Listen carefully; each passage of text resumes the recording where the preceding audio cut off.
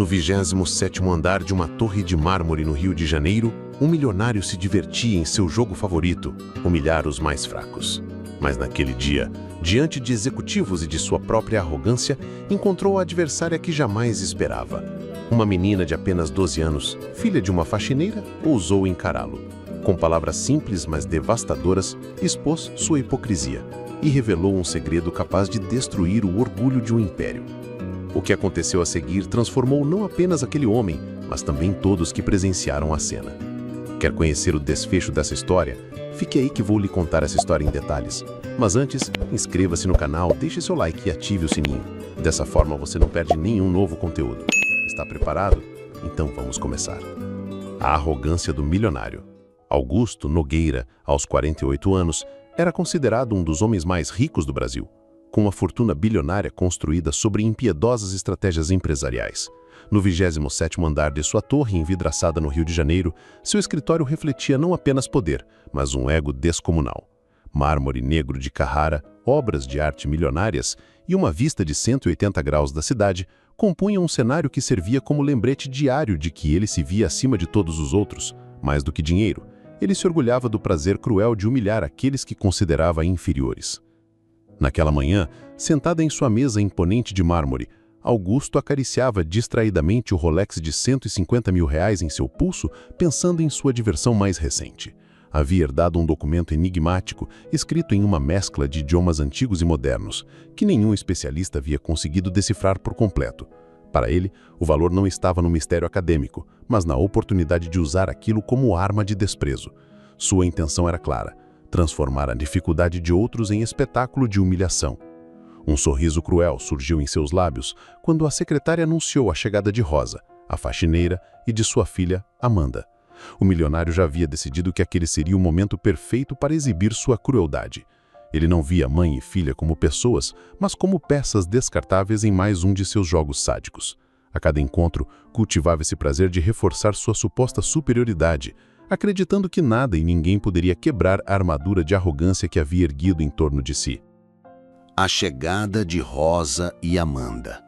A porta de vidro se abriu e Rosa Duarte entrou em silêncio, empurrando o velho carrinho de limpeza que a acompanhara fielmente por 6 anos naquele prédio. O uniforme azul marinho estava impecável, mas seus olhos carregavam a submissão de quem aprendeu a se tornar invisível diante dos poderosos. Atrás dela vinha Amanda, sua filha de 12 anos, com a mochila escolar gasta e passos inseguros, mas o olhar curioso e atento. O contraste entre o luxo do ambiente e a simplicidade delas era gritante. Amanda vestia o uniforme remendado do colégio público, sapatos já marcados pelo tempo, mas limpos com dedicação. Seus livros, emprestados da biblioteca municipal, se amontoavam na mochila que parecia ter pertencido a irmãos mais velhos. Apesar da aparência modesta, seus olhos brilhavam com uma curiosidade viva em oposição ao olhar cansado e resignado da mãe. Rosa pediu desculpas, dizendo que trouxera a filha porque não tinha com quem deixá-la, oferecendo-se para voltar em outro horário. Augusto interrompeu com uma gargalhada seca, como um predador prestes a brincar com sua presa. Mandou que ficassem, afirmando que seria divertido. Levantou-se atrás da mesa de mármore, girando ao redor delas como um tubarão em águas rasas, alimentado pelo medo evidente de Rosa e pela confusão de Amanda. Ordenou que a mãe explicasse o que fazia ali todos os dias, apenas para reforçar a hierarquia. Rosa, cabisbaixa, respondeu em voz baixa: "Limpo os escritórios, senhor." Augusto, com um brilho cruel nos olhos, pegou o maço de papéis envelhecidos e colocou-os diante de Amanda como se estivesse oferecendo lixo. Explicou em tom de deboche que os melhores tradutores da cidade, doutores com décadas de estudo, haviam fracassado em decifrar aquele enigma. Seu objetivo não era encontrar respostas, mas reforçar a ideia de que inteligência era privilégio dos ricos. Para ele, a simples visão da menina diante daquele desafio seria combustível para sua vaidade. Rosa observava a cena com o coração apertado, as mãos agarradas ao carrinho de limpeza com tanta força que seus dedos ficaram brancos.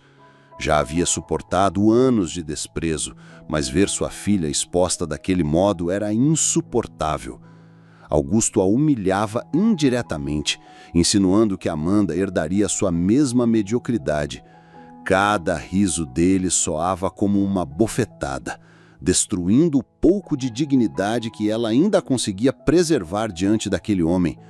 Amanda, por sua vez, permanecia em silêncio, mas algo dentro dela se agitava.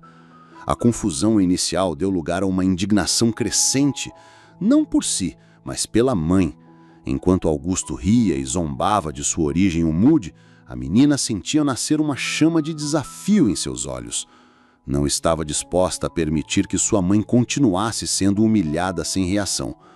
Ali, em meio ao mármore frio e ao sarcasmo venenoso, começava a transformação que mudaria o rumo daquela história. A virada de Amanda. Amanda respirou fundo e, em vez de se encolher, ergueu o queixo com uma calma inesperada. Quando Augusto perguntou se ela sabia o que significava o documento, respondeu com simplicidade que não. A reação do milionário foi uma explosão de gargalhadas, zombando da ousadia da menina. Mas, antes que ele pudesse continuar, Amanda o surpreendeu. Questionou se ele próprio conseguia ler aqueles textos. A pergunta, tão lógica quanto devastadora, o atingiu como um soco. Augusto gaguejou, afirmando que isso não vinha ao caso, tentando manter a máscara de autoridade. Mas Amanda não recuou. Com a mesma serenidade, declarou que, se ele também não conseguia interpretar o documento, então não era mais inteligente que os doutores que haviam falhado. O silêncio que seguiu foi pesado, preenchido pela lógica simples e clara que desmontava o argumento de poder do empresário. Pela primeira vez, ele se viu sem respostas. A menina, ainda firme, acrescentou que inteligência não se mede pela riqueza acumulada, mas pelo conhecimento adquirido e pela forma como se trata os outros. Suas palavras ecoaram como uma lição inesperada dentro daquele escritório de luxo. Augusto, acostumado a dominar todas as conversas, sentiu o rosto arder de vergonha. Era a primeira fissura em sua armadura de arrogância, a inversão inicial do jogo de poder que sempre comandara. A revelação dos 9 idiomas. Após um breve silêncio, Amanda respirou fundo e, com uma firmeza inesperada para alguém tão jovem, encarou Augusto nos olhos. O senhor nunca me perguntou que idiomas eu falo, disse com serenidade. E então começou a enumerar: português, inglês, espanhol, francês, italiano, alemão, mandarim, árabe e russo. Cada palavra saiu de sua boca com pronúncia precisa, como uma prova inquestionável de sua dedicação.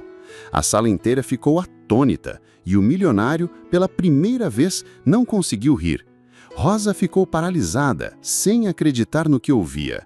Não apenas descobria ali que a filha falava 9 idiomas, mas também percebia que a dinâmica de poder naquela sala havia mudado completamente. Augusto abriu e fechou a boca sem conseguir articular resposta, sentindo a confiança da menina corroer sua arrogância. Amanda, com um sorriso discreto, devolveu-lhe a pergunta fatal: quantos o senhor fala? O silêncio que seguiu foi mais constrangedor do que qualquer insulto. A menina explicou calmamente que havia aprendido em bibliotecas públicas, em programas gratuitos e com imigrantes que ofereciam aulas de forma voluntária. Contou sobre a senhora Wang, que lhe ensinava mandarim, sobre Ahmed, que compartilhava árabe, e sobre Maria, que lhe passava noções de italiano. Era uma rede de conhecimento simples e poderosa, que o dinheiro de Augusto jamais havia percebido ou valorizado. Ele, que sempre acreditara que sabedoria só podia ser comprada, se viu completamente desarmado diante da lógica implacável de Amanda. A prova de conhecimento. Diante do silêncio constrangido que pairava na sala, Amanda se aproximou da mesa e pediu permissão para tentar ler o documento. Augusto, ainda incrédulo, assentiu quase contra a própria vontade. Com as mãos firmes, ela segurou os papéis e começou a decifrar os primeiros trechos em mandarim clássico, sua pronúncia impecável, surpreendendo até os mais céticos. Sem pausa, passou para o árabe, recitando com fluência que parecia impossível para uma menina de apenas 12 anos. A cada parágrafo, Amanda revelava um novo idioma: italiano antigo, russo, alemão e francês clássico, alternando com naturalidade entre culturas e tradições. Sua entonação transmitia respeito e compreensão, como se não apenas lesse palavras, mas também entendesse o peso histórico e filosófico por trás delas. Rosa, com lágrimas nos olhos, assistia sem acreditar que a filha, que fazia lição de casa na mesa da cozinha, demonstrava um conhecimento equivalente ao de acadêmicos renomados.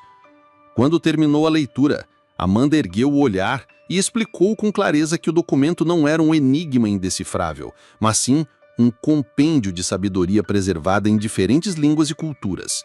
Falava sobre a verdadeira natureza da riqueza, não material, mas espiritual e humana. Destacava que dignidade e humildade valiam mais do que qualquer fortuna.